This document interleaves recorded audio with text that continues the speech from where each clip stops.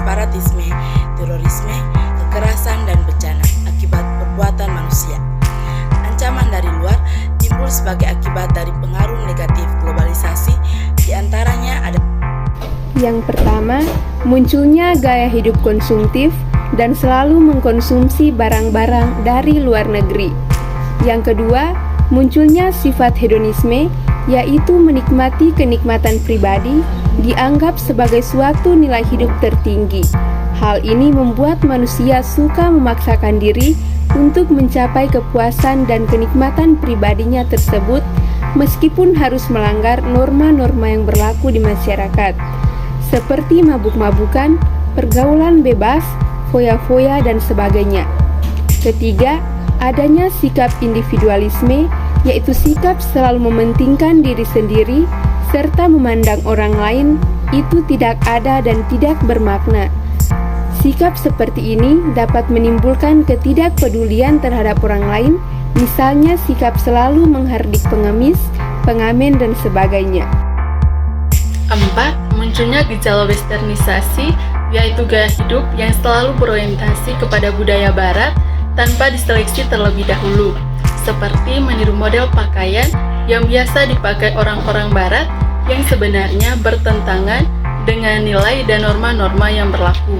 Misalnya memakai rok mini, lelaki memakai anting-anting, dan sebagainya. 5.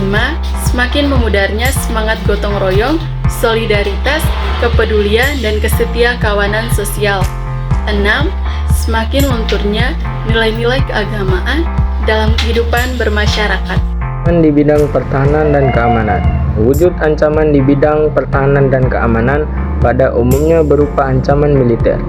Ancaman militer adalah ancaman yang menggunakan kekuatan bersenjata dan terorganisasi yang dinilai ajaran ini mempunyai kemampuan membahayakan kedaulatan negara, keutuhan wilayah, dan segenap bangsa.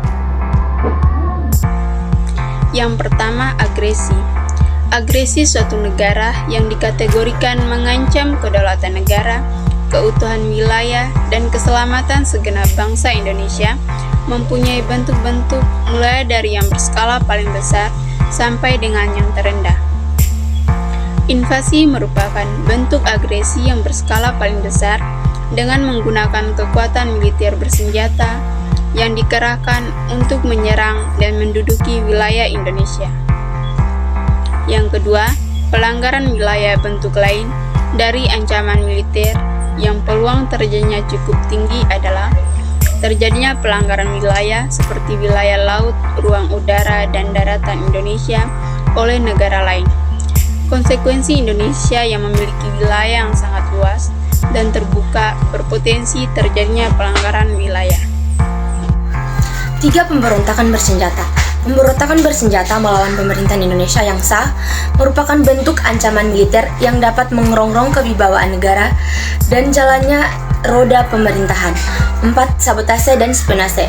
Indonesia memiliki sejumlah objek vital nasional dan internasional strategis yang rawan terhadap aksi sabotase sehingga harus dilindungi. Kegiatan spionase dilakukan oleh agen-agen rahasia dalam mencari dan mendapatkan rahasia pertahanan negara dari negara lain.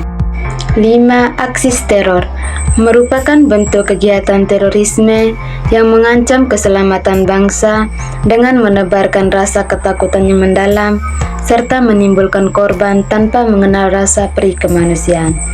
6. Ancaman keamanan laut dan udara. Kondisi geografis Indonesia dengan wilayah perairan serta wilayah udara Indonesia yang terbentang pada perlintasan transportasi udara yang padat, baik transportasi maritim maupun dirgantara, berimplikasi terhadap tingginya potensi gangguan ancaman keamanan laut dan udara. 7. Konflik komunal. Gangguan keamanan dalam negeri yang terjadi antar kelompok masyarakat.